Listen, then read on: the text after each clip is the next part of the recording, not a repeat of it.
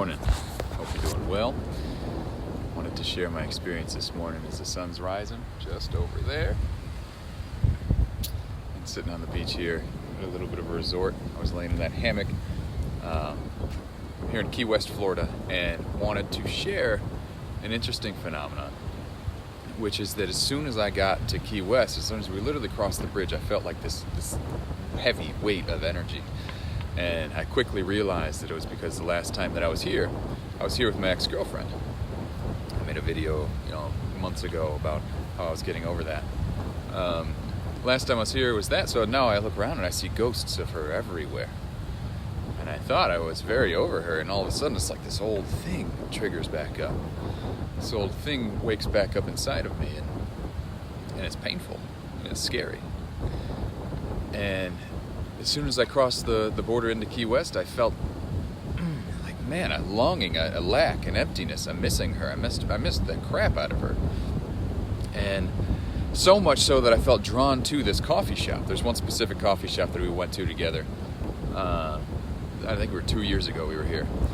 And we just had memories of being there together, and like I remember the one couch that she really liked, and looking back, like, it doesn't actually matter to me much, but the feeling is really intense, and I know that she's not right for me, and I know that, and I've had this feeling before about women that I knew weren't right for me, but it's so tricky how, still it hurts, like, even though it's completely irrational, it hurts, and there's really nothing that we can do about it in the moment. And I think a lot of people misunderstand what healing looks like. And even I forget what healing looks like, even though I guide people through it.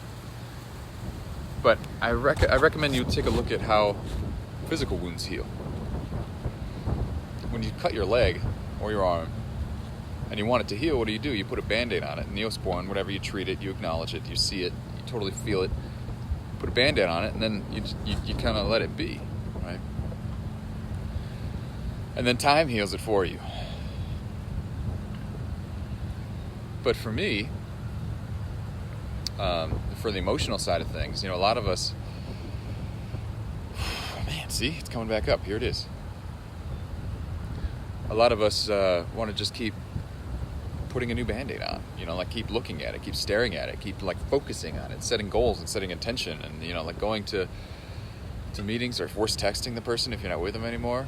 Been there, made that mistake. And never really heals. Never really quite heals if you're constantly always staring at it, just going back to it over and over and over again. So what I'm finding is that I had to go to the nucleus of the illusion.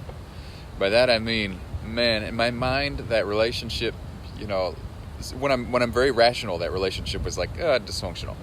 But when I'm irrational, lonely, whatever, feeling these human emotions, it seems like this pie in the sky greatest thing ever, especially when you're in Key West and you think of only the rosy times. And so I had to rub my nose in the most beautiful experience that I had with this woman, which is at that coffee shop. So I had to physically go to that coffee shop and start reading the book called Quit Your Job, Move to Key West, that I read when I was with her, and we were laughing about it, like how beautiful Key West is, how much we want to do that. And I had to really be present in the moment with everything that was screwed up about my experience, because I knew that the universe was leading me there for a reason. I knew that my experience in that coffee shop was a microcosm of my experience of life, right? Of that relationship, of what's left of that relationship.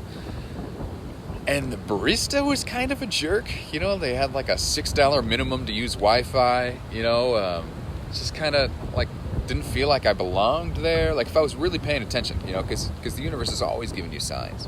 And so you really, really, really pay attention to things, and you see these little ways that it's giving you a lesson, And so I noticed that because the lesson was for me to realize that relationship really wasn't good for me, and that behind the rosy veil was not an ugly truth, but a truth that wasn't so rosy, I had to go to the coffee shop itself as a manifestation of the lesson to realize that the coffee shop itself, as a manifestation, has a lot of flaws.